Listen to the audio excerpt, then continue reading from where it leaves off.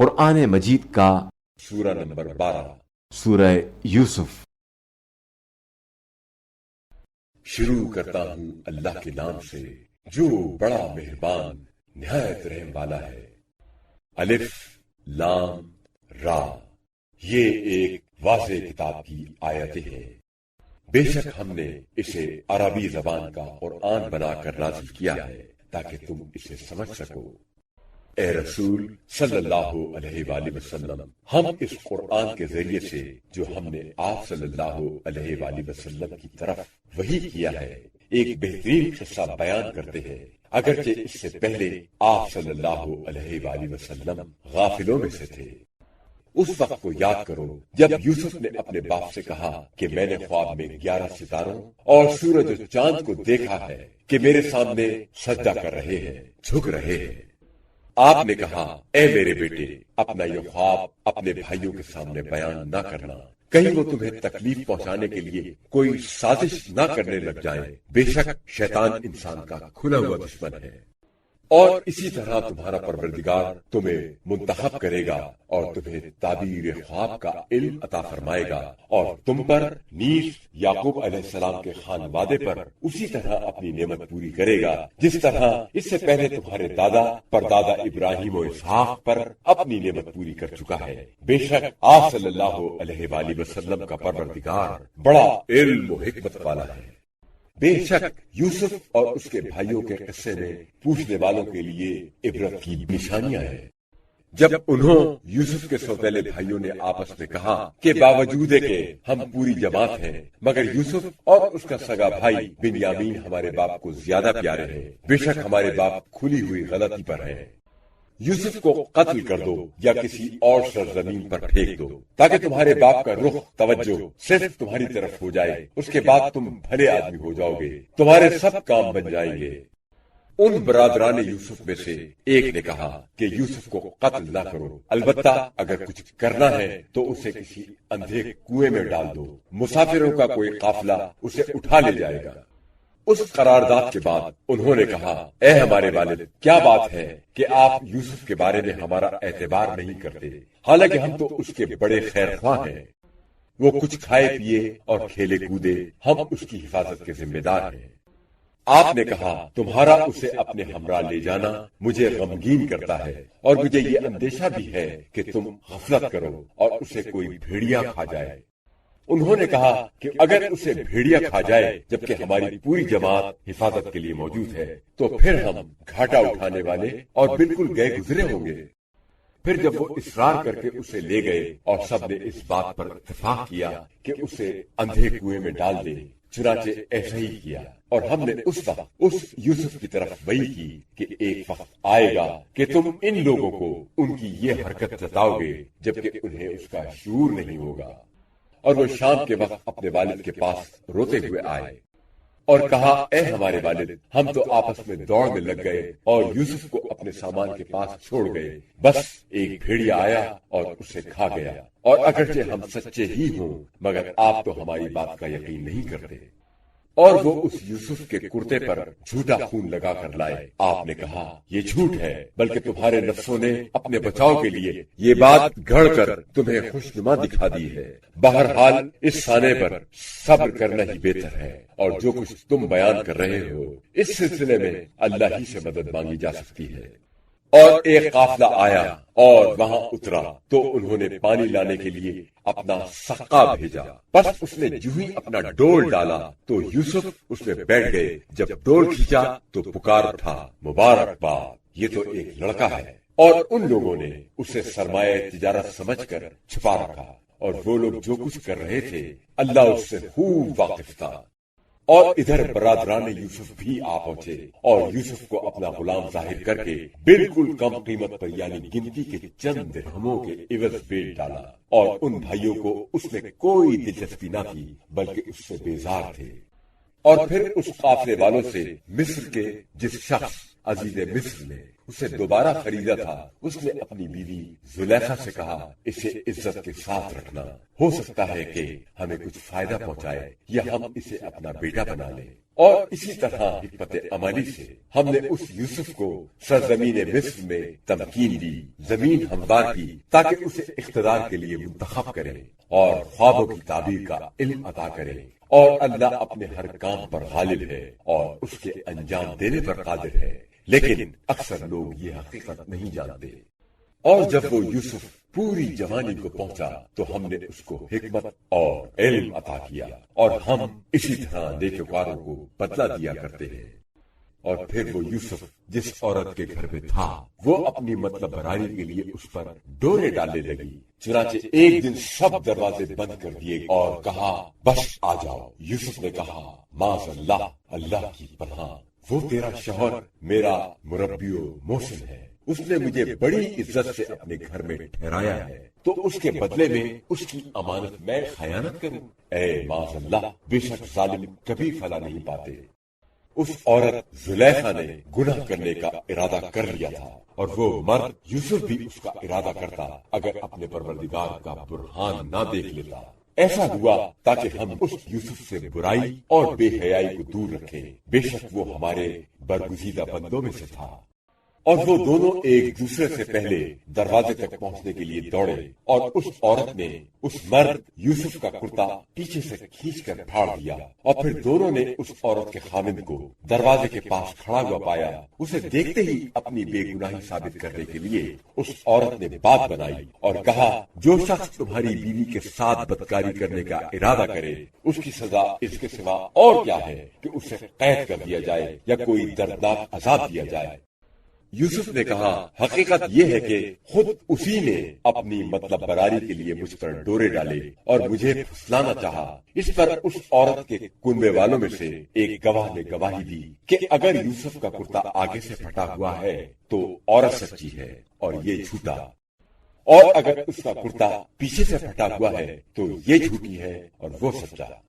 بس جب اس خاوند نے یوسف کا کرتا دیکھا کہ پیچھے سے پھٹا ہوا ہے تو عورت سے کہا یہ تمہاری مکاریوں میں سے ایک مکاری ہے، بے شک تمہاری مکاریاں بڑی سخت ہوتی ہیں۔ پھر یوسف سے کہا اے یوسف اس بات سے درگزر کر اسے جانے دے، اور بیوی سے کہا اپنے گناہ کی معافی مانگ، یقیناً تو خطا کاروں میں سے ہے۔ پھر جب اس واقعے کا چرچا ہوا تو شہر کی عورتیں کہنے لگی کہ عزیز کی بیوی اپنے نوجوان پر اپنی مطلب براری کے لیے ڈورے ڈال رہی ہے، اس کی محبت اس کے دل کی گہرائیوں میں اتر گئی ہے، ہم تو اسے سری غلطی میں مبتلا دیکھتی ہے۔ جب زلیخا نے ان عورتوں کی یہ مکارانہ باتیں سنی تو اس نے انہیں بلوا بھیجا اور ان کے لیے مسندیں لگا دی اور ہر ایک کو پھل کاٹنے کے لیے ایک چھری دے دی۔ پھر جب وہ پھل کاٹ کر کھانے لگی تو اس نے یوسف سے کہا ذرا ان کے سامنے نکل آ۔ بس جب انہوں نے دیکھا تو حسن و جمال میں انہیں بڑا ہوا پایا، لہذا حیران رہ گئیں اور پھل کی بجائے اپنے ہاتھ کاٹ بیٹھی اور احساس تک نہ ہوا اور بے ساختہ کہہ اٹھی ماشاء اللہ، یہ انسان نہیں ہے بلکہ کوئی معزز فرشتہ ہے۔ عزیز کی بیوی نے کہا یہی وہ ہے جس کے بارے میں تم میری ملامت کرتی تھی، بے شک میں نے اس پر ڈورے ڈالے اور پھسلانے کی کوشش کی مگر وہ بچا ہی رہا۔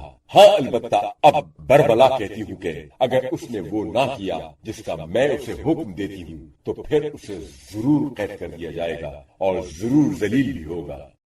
یوسف نے بات سن کر کہا اے میرے پروردگار، اس کام کی نسبت جس کی یہ مجھے دعوت دے رہی ہے مجھے قید خانہ پسند ہے، اور اگر تو مجھ سے ان کے مکر و فریب کو دور نہ کرے تو ہو سکتا ہے کہ میں ان کی طرف مائل ہو جاؤں اور اس طرح جاہلوں میں سے ہو جاؤں۔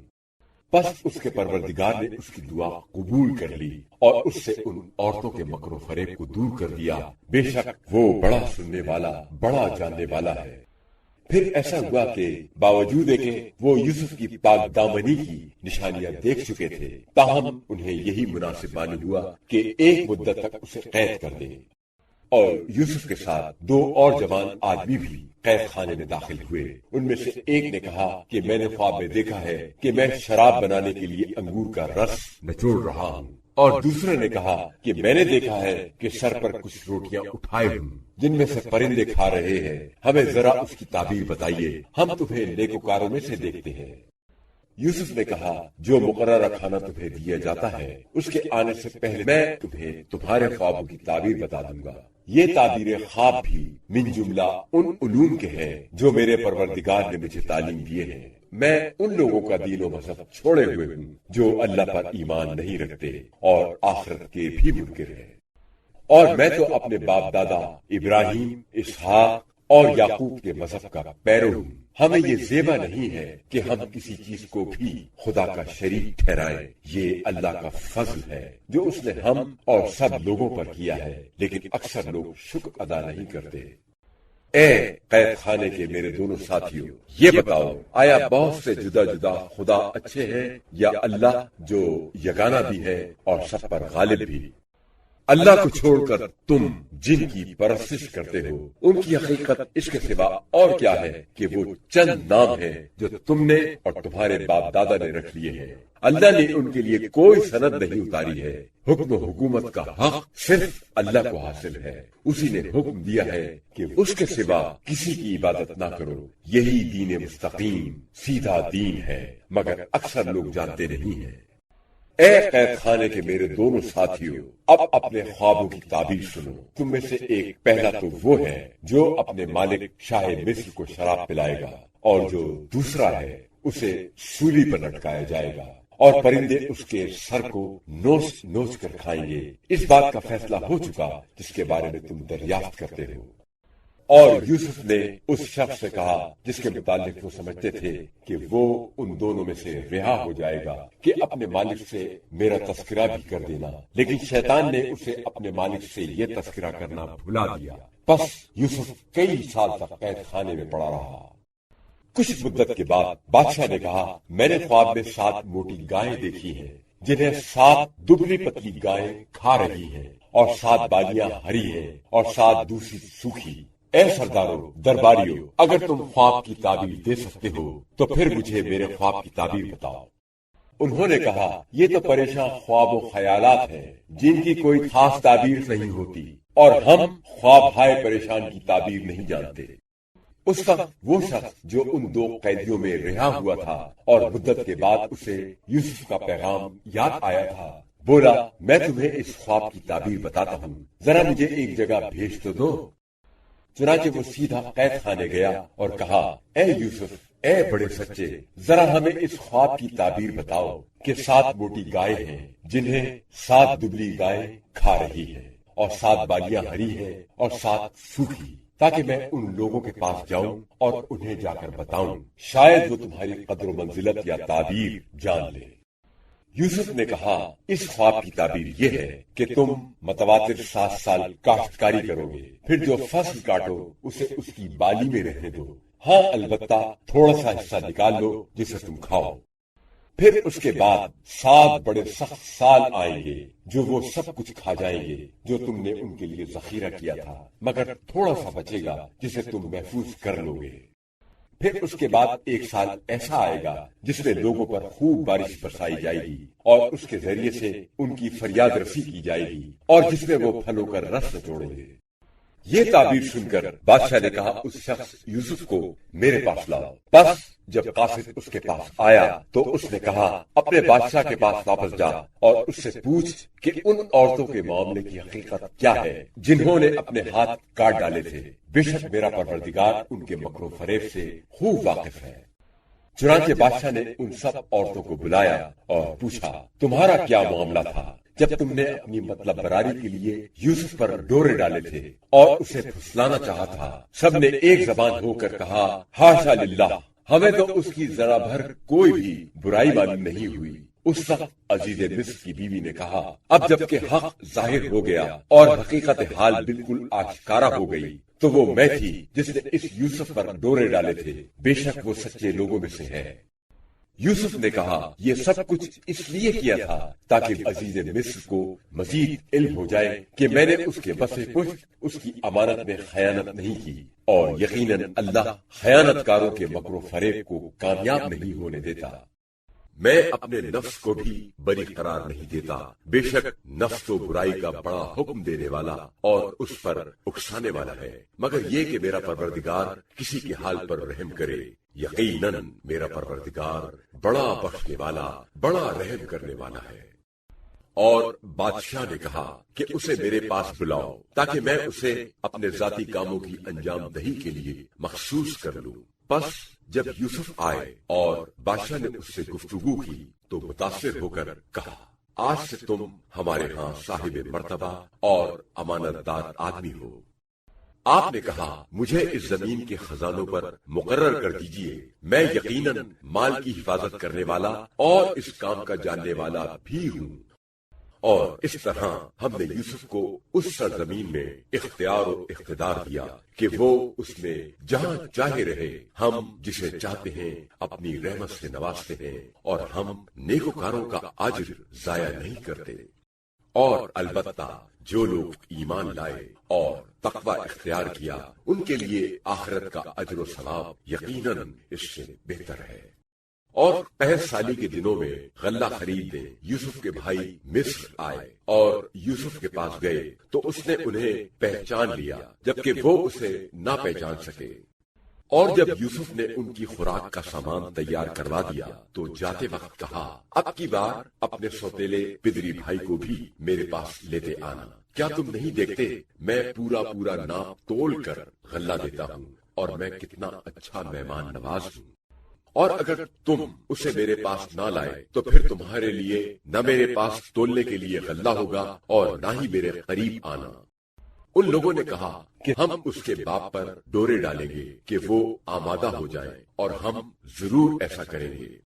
और यूसुफ ने अपने जवानों गुलामों से कहा कि उनकी पूंजी जिसके इवज गल्ला खरीदा है उनके सामान में रख दो ताकि जब अपने घर वालों के पास लौट कर जाएं तो उसे पहचाने और शायद दोबारा आए। और जब वो लोग लौटकर अपने वालिद के पास गए तो कहा, ए हमारे बाप, हमारे लिए नाप तोलकर गल्ला दिया जाना बंद कर दिया गया है जब तक भाई को हमरा ना ले जाए। इसलिए हमारे भाई बिन्यामीन को हमारे साथ भेजिए ताकि हम गल्ला ला सकें और हम यकीनन उसकी पूरी हिफाजत करेंगे। आपने कहा, क्या मैं इसके बारे में तुम पर उसी तरह एतमाद करूं जिस तरह उससे पहले उसके भाई के बारे में किया था। बहरहाल अल्लाह सबसे बेहतर हिफाजत करने वाला है और वही सबसे बढ़कर रहम करने वाला है। और जब उन्होंने अपना सामान खोला तो देखा कि उनकी पूंजी उन्हें वापस कर दी गई है तो कहने लगे, अब्बा जान, हमें और क्या चाहिए? देखिए, ये हमारी पूंजी है जो हमें वापस कर दी गई है। अब की बार जो भाई को अपने साथ ले जाएंगे तो जहाँ अपने घर वालों के लिए रसद लाएंगे, अपने भाई की हिफाजत करेंगे, वहाँ एक ऊंट का बार और ज्यादा भी लाएंगे। और ये गल्ला जो अब की बार हम लाए हैं बहुत थोड़ा है। आपने कहा, मैं उसे कभी तुम्हारे साथ नहीं भेजूंगा जब तक अल्लाह की कसम खाकर मुझसे अहद पैमान ना करो कि तुम उसे जरूर अपने साथ लाओगे, सिवा इसके कि तुम सब ही घेर लिए जाओ और बेबस हो जाओ। फिर जब उन्होंने कसम खाकर अपना कौल करार दे दिया तो आपने कहा, अल्लाह हमारे कौल करार पर निगहबान है।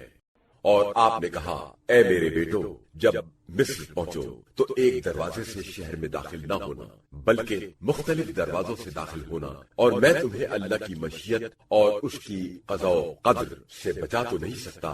हर किस्म का हुक्म और फैसला अल्लाह के कब्ज़े कुदरत में है। उसी पर मेरा भरोसा है और उसी पर भरोसा करने वालों को भरोसा करना चाहिए। मैंने तो सिर्फ एहतियात के तौर पर यह तदबीर बताई है।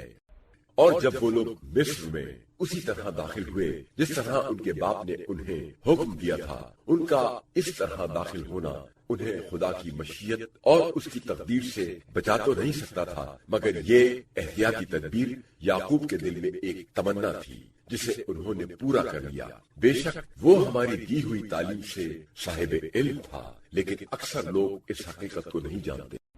और जब ये लोग यूसुफ के पास पहुंचे तो उसने अपने हकीकी भाई बिन्यामीन को अपने पास जगह दी और आहिस्तगी से कहा, मैं तेरा भाई यूसुफ हूँ, बस तू उस पर गमगीन ना हो जो कुछ ये लोग सलूक करते रहे हैं।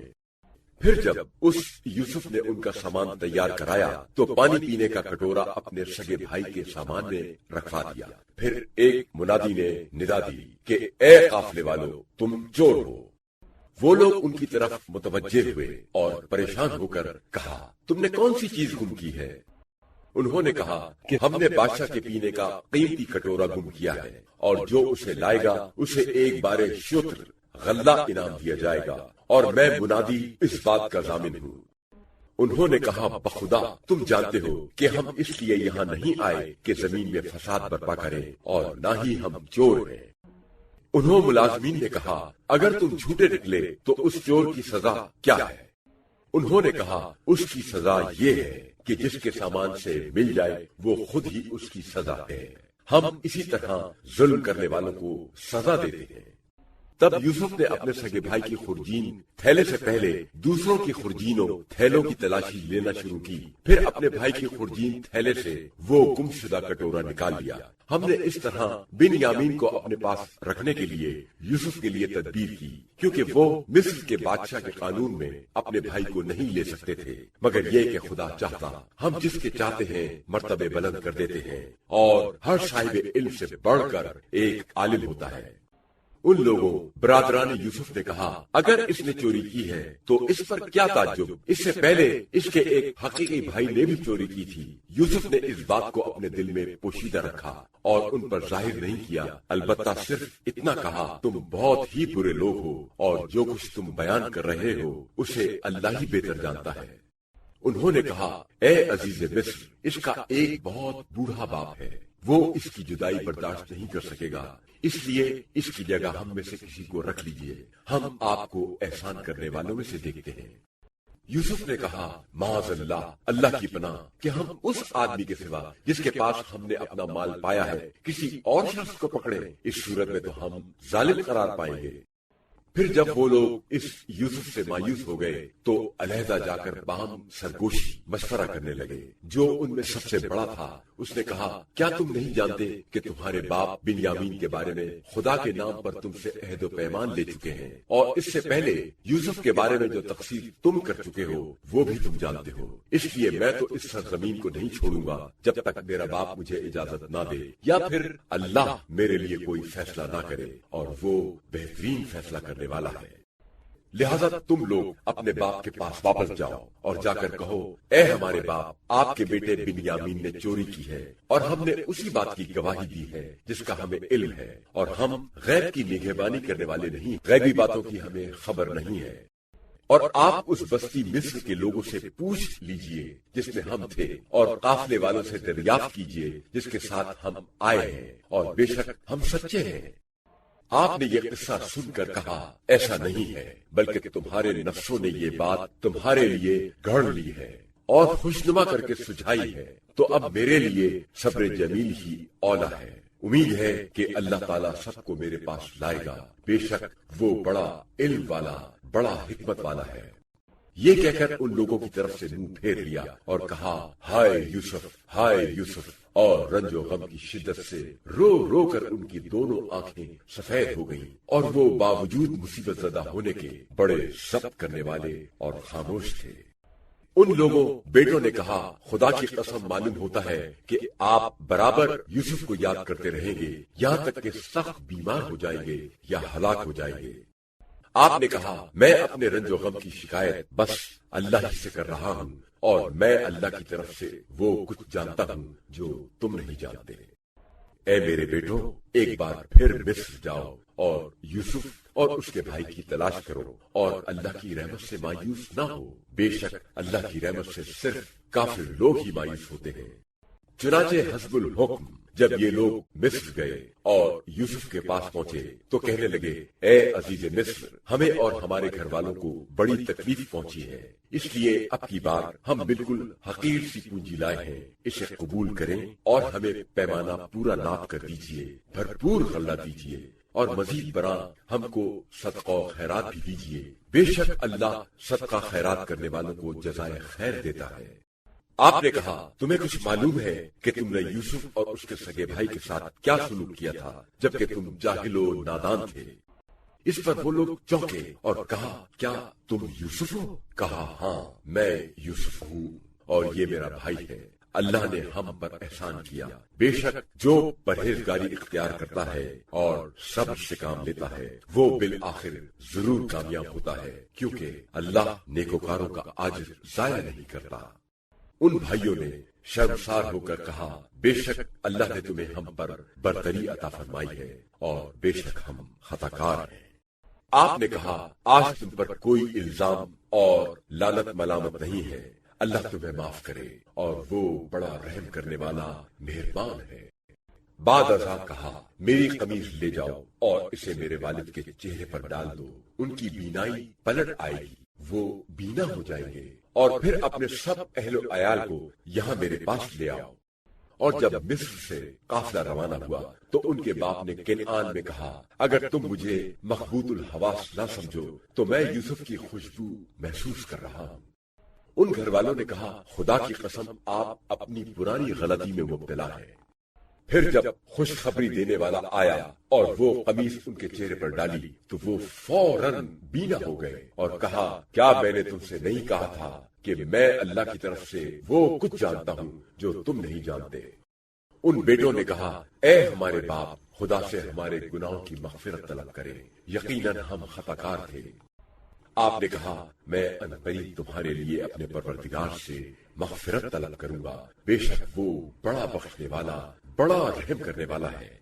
जब वो सब लोग कनान से रवाना होकर यूसुफ के पास मिस्र पहुंचे तो उन्होंने अपने माँ बाप को अपने पास जगह दी और कहा, अब मिस्र में दाखिल हो, खुदा ने चाहा तो यहाँ अमन व इत्मीनान से रहोगे।